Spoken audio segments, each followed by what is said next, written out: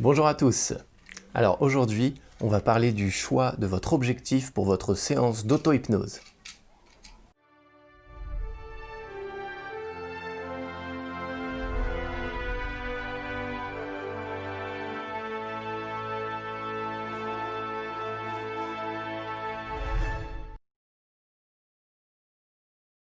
Alors déjà, pourquoi choisir un objectif pour sa séance? En fait, il faut voir l'auto-hypnose un peu comme un voyage. Si vous partez en voyage sans avoir d'objectif, sans savoir où est-ce que vous voulez aller, vous finirez en fait par aller nulle part. Et c'est pareil pour l'auto-hypnose. Si vous savez ce que vous voulez, si vous savez où vous voulez aller, il faut vous définir avant de commencer un objectif.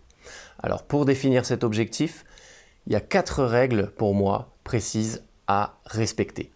Donc dans un premier temps, cet objectif, il doit être personnel.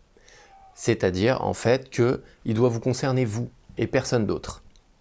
Par exemple, quelqu'un qui est timide et qui voudrait améliorer ça grâce à l'auto-hypnose, il faut qu'elle se fixe un objectif en parlant d'elle. C'est-à-dire qu'elle ne doit pas dire « je ne veux plus que les autres me voient comme quelqu'un de timide » ou « je ne veux pas être perçu comme quelqu'un de timide ».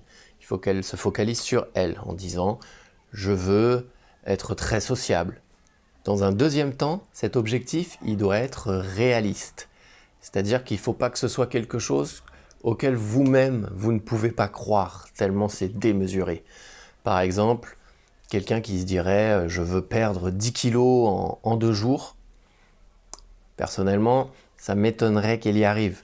Il faut que cet objectif il soit réalisable. Sinon, en fait, ça ne va servir qu'à vous démotiver, à vous décourager et à vous éloigner encore plus de l'atteinte de cet objectif.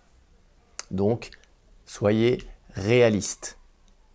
Ensuite, cet objectif, il doit être positif. Alors pourquoi il faut le formuler de façon positive? Parce qu'en fait, notre inconscient, il ne comprend pas la négation. Il ne la comprend pas. Par exemple, quelqu'un qui va dire « je ne veux plus fumer », son inconscient va comprendre en fait « je veux fumer », ce qui va ne faire qu'empirer la situation. Donc, une fois qu'on sait ça, vous savez que l'objectif doit être formulé de façon positive. Donc dans ce cas-là, plutôt que de dire « je ne veux pas fumer », on pourrait dire quelque chose comme « je veux être libéré de la cigarette ». Ensuite, il faut que cet objectif il soit formulé simplement. Une petite phrase, quelque chose de court. Pas besoin de faire un long paragraphe ou un roman. Il faut que ce soit précis et simple et facilement intégrable par votre inconscient. Et pour finir, votre objectif il doit être quantifiable. C'est-à-dire que vous devez pouvoir être en mesure d'évaluer, de savoir quand vous l'aurez atteint. Par exemple, quelqu'un qui aurait un objectif toujours de perte de poids et qui dirait « je veux perdre du poids », c'est pas quantifiable, c'est pas précis. Il faut vraiment apporter de la précision.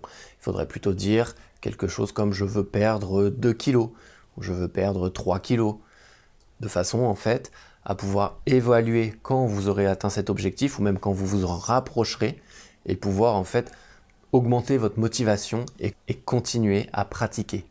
Donc si je récapitule, votre objectif il doit être personnel, réaliste, positif et formulé simplement et quantifiable.